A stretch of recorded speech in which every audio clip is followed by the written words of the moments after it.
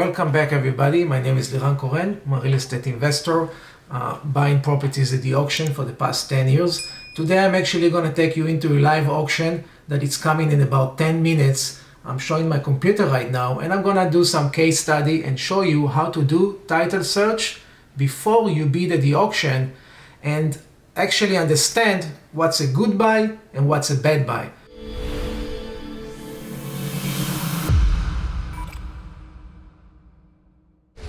I'm also going to take this case study and I'm going to try to reach out to people who actually participated in the auction, made a mistake, try to warn them not to make that mistakes, meaning not to come the next day and pay for the rest of the money that they owed.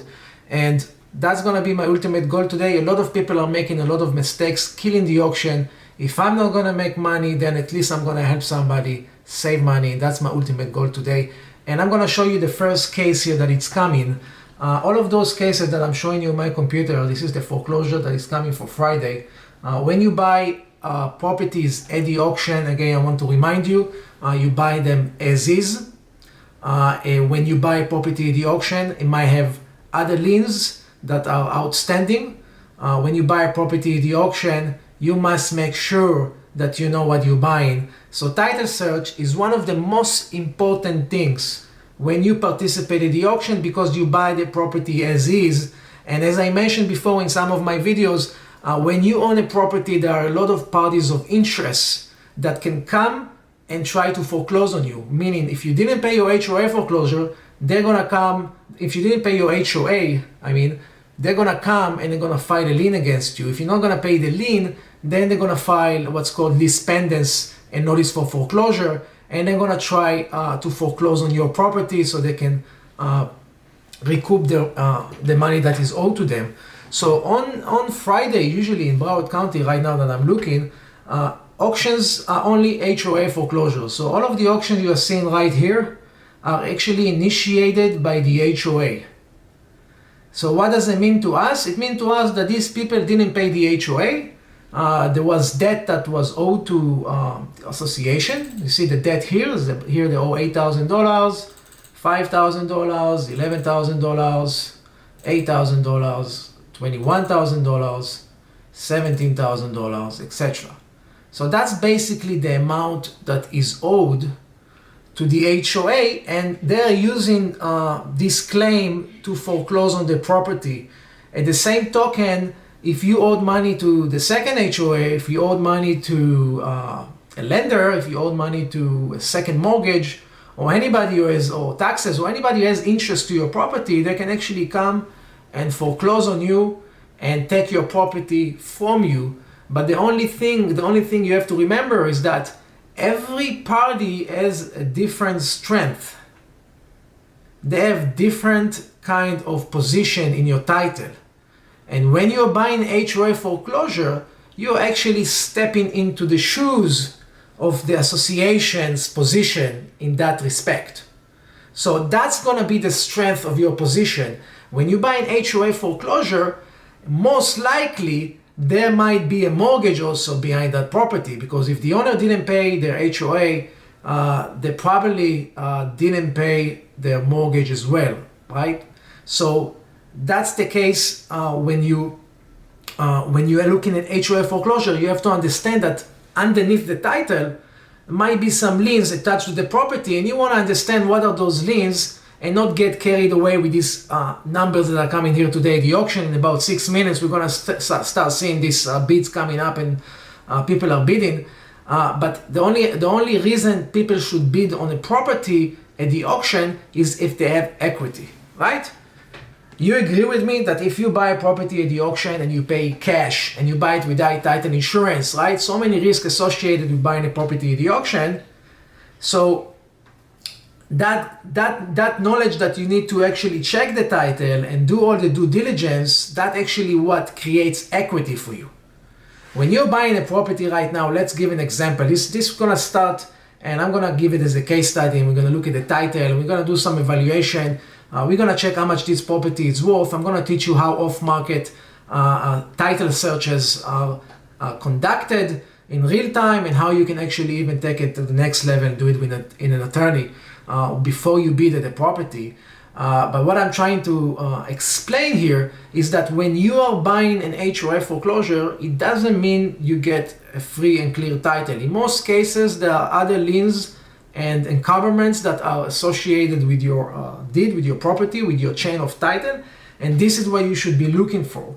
For example, let's take this case that is going to start right now, and the way I do it, I'm not going to use my Excel spreadsheet that I have for the auction that I showed you that I can pull all the data from the auction, but right now I'm just going to do it manually as somebody who's just starting without any tools. And the way I would just check this property to begin with, before it starts, about 5 minutes before it starts, just go to the property appraisal.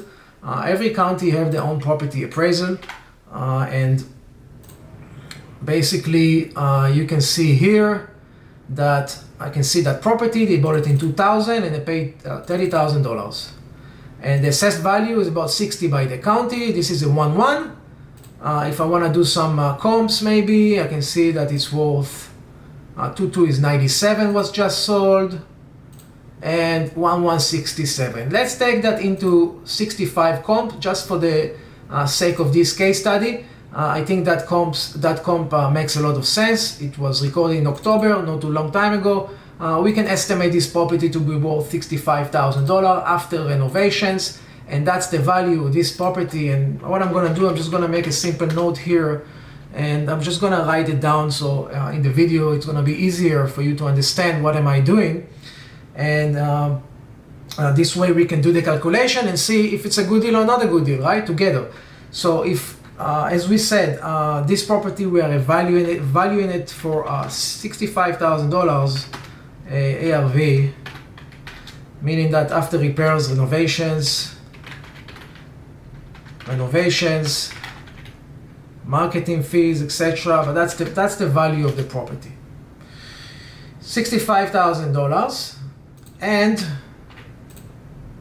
we need to check right now what are the outstanding debt against this property and how much should be our bid, right? That's going to be the ultimate case here. So we are valuing it at $65,000 as a property. That means if we have a clear title, if you have a marketable title, okay, you can list that property for 65, close on it for 65, and that's going to be the price. It's very competitive and makes a lot of sense. So now I'm going to just go to the property appraisal here, as I just showed you before. I did some comps. I got my numbers. I'm getting more information from the property appraisal. I'm seeing that this is an estate. Most likely, it's somebody is dead, left that property, and there is and the HOA just foreclosed on that. That's my assumption here. It's been an estate here, and they bought it in 2000. So what I want to do is basically, I want to take the owner name from 2000. That's his name that is recorded here, and I'm gonna go to the recording department. That's another website. Now I just show you two websites. One of them is the property appraisal. Every county have their own property appraisal, and every county have their own recording department. In Broward County, it's easier to work with the public records here. You just have to put the name, and then you can put the year that you want to start the search from. And what I'm gonna do is just gonna check the chain of title. Okay, just gonna check the chain of title and see and find the deed for that property in Margate, basically Margate Gardens condo, and I see here they bought it in April 28, 2000. So April 28, 2000. It's a price. Here you go, $30,000. The same amount that are recorded. They bought it for $30,000, and this is where the chain of title basically starts. Okay, so you have to go through from 2000 up to today to see which liens are against this property. But in order to make even the search easier and faster for us, right, you can also search for specific documents. If the search come up too long in the chain of title, then what I do is I'm looking for a couple of specific documents that will help me understand how much is owed against that property. So I start, for example, searching for a lease pendants. Lease pendants is the first document that is filed where it is a foreclosure. Why am I searching for a lease pendants? It's actually my first searches when I search against an HOA lien. First of all, I want to know if there is a bank that is foreclosing. And if there is a bank that is foreclosing, I would be able to look at their case and see how much they are foreclosing for. So that's what I'm going to do right now. I'm going to search for the lease pendants. against that person. And in other counties, it can be LP, or it can be another kind of, it can be notice of default. But those codes are very unique for each county. For some, they are LP or lease pendants. Just find out which document is in your county. So as you can see right now, I just searched for the lease pendants and I got 3 documents. Before I got 100 documents, now I'm getting 3 documents. How easy is that, right? So I'm seeing already 2 pending litigations against that name. One of them is Market Gardens condominium, which makes a lot of sense. By the way, it just started, because that's the party that is foreclosing. Right? That's the party that is foreclosing. That's the case number. If I go and I open Market Gardens condominiums, and now we see that the same case number is 9848 at the end. And that 9848 is foreclosing right now for $15,600. And let's see if that sale is going to get concluded or not. No, it's still going, and I'm going to continue explaining, of course, about this property together. I don't even know if there is equity or not. We are doing it together live to see if it's a good deal or it's a bad deal. So right now we are already valued for $65,000. And I showed you that I'm going to the property appraisal. We found out that this is probably in estate, probably probate. And also we saw 2 pending litigation by searching the lease pendants against the owner's name from 2000. That's the chain of title. So right now I want to see what's going on. There is a pending lawsuit here from the bank. And if I click on the extension document, I would see that there is a mortgage. They are foreclosing on a $28,000 mortgage that was recorded in 2000. So there is a first mortgage here, as you can see, right? The story makes sense. The guy bought it in 2000 for $30,000, and he took a mortgage for $28,000, which is still outstanding, and the bank just filed a foreclosure in October 21st, 2019. So we have the story. Here we go. We're starting to build up the story. People are still bidding on that, and we are starting to build up the story, okay? So, how much is owed? How much is owed to the second lender? That's gonna be our ultimate question right now, because that's gonna tell us if we have equity. If $50,000 is owed to them, and there is another $40,000 or $15,000 they're bidding right now, obviously they're underwater, because they're gonna be paying $75,000 or $80,000 for this sale, and this property is only worth $65,000. So they're still bidding on it, and I want to know right now is how much is owed to Bay Loan Servicing LLC. And what I do is I just go on that document and I'm looking for that case number. And now I'm going to show you another website that I'm using, website number 3, which is the docket. The docket tells you what is the story with the case itself. What are the motions that are being filed? It tells you who are the attorney, it tells you if somebody filed for an objection, it tells you the story of the case in full.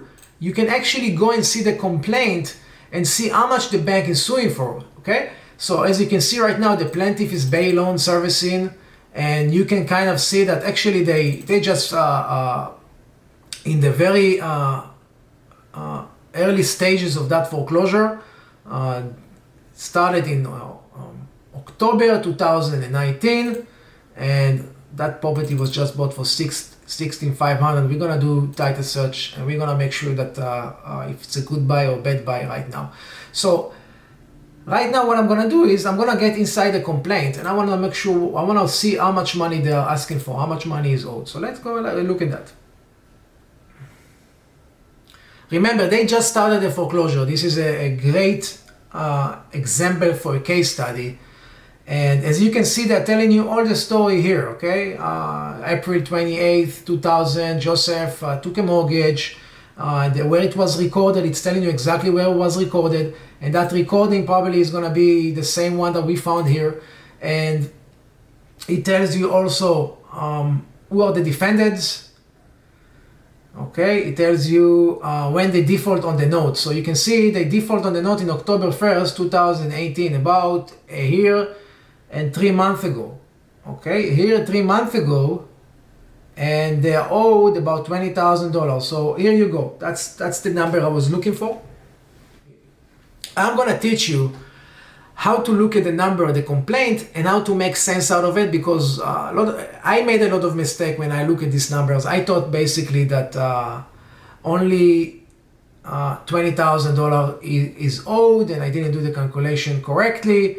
And in reality, you're gonna have to pay $20,000 plus interest, escrow, title searches, and all kind of attorney fees that they're gonna bring into that lawsuit. And remember, they just started that lawsuit. That lawsuit. So if you're gonna continue with that lawsuit, they're gonna add up more fees, more schmees, and all that stuff. As an investor who just bought this property for $16,500 and as a $20,000 debt, an additional debt from about 13 months ago, which is probably, I would say, with all the attorney fees and everything, if they ask for a payoff letter, maybe they're gonna get $30,000. So I'm gonna calculate that debt as $30,000. Okay, in a good scenario. It started at $20,000. Remember, the bank is putting the fees.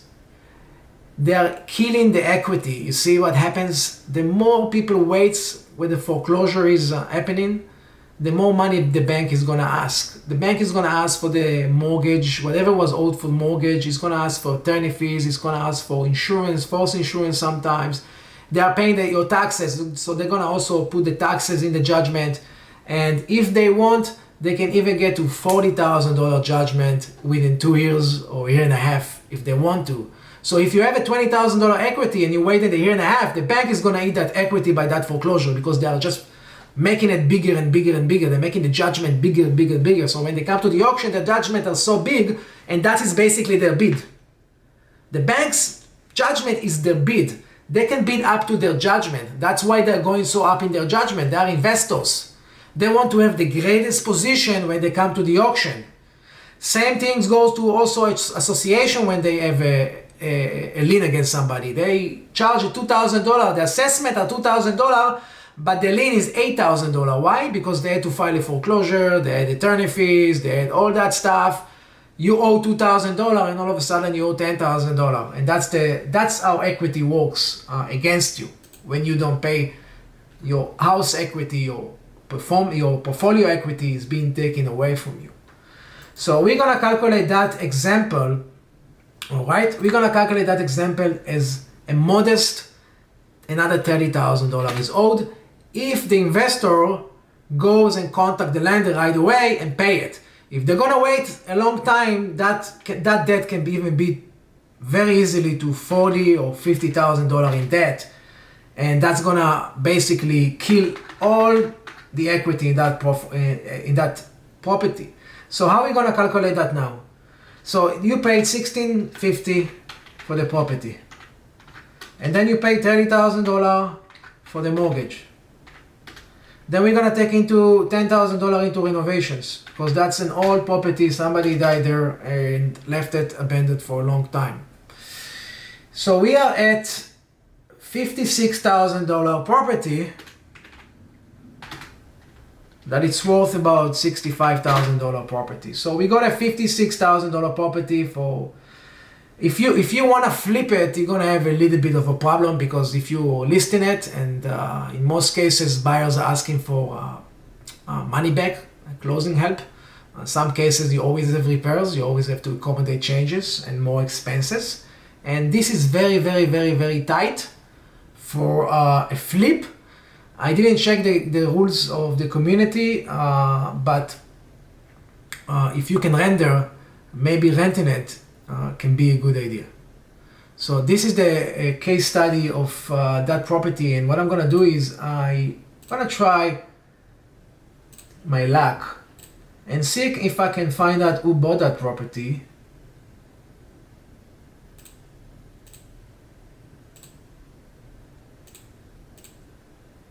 Searching on my computer right now, and I see somebody named FBL Houses LLC, which I'm gonna search right now at the corporation website and see if I can find their names.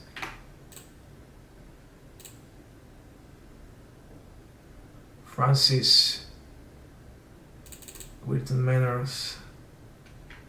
All right. So what I'm gonna do is I'm gonna try to find the phone number now.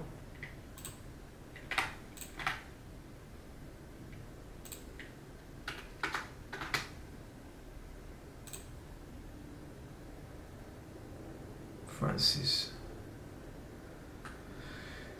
I'm not sure if this is the person or not, but I can try.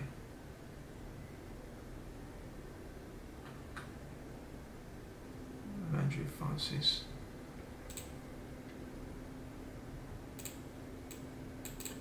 In Quebec, okay, he's in Canada, he's Canadian, I guess.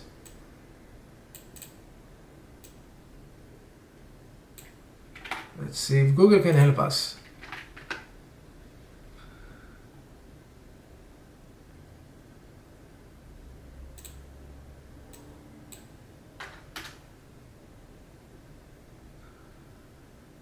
Okay, he lives in Wilton Manors.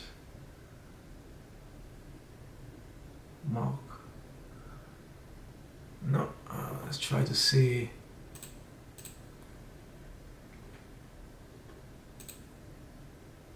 FBI houses. Let's see if they have any phone number, maybe. Yeah, this company from Quebec.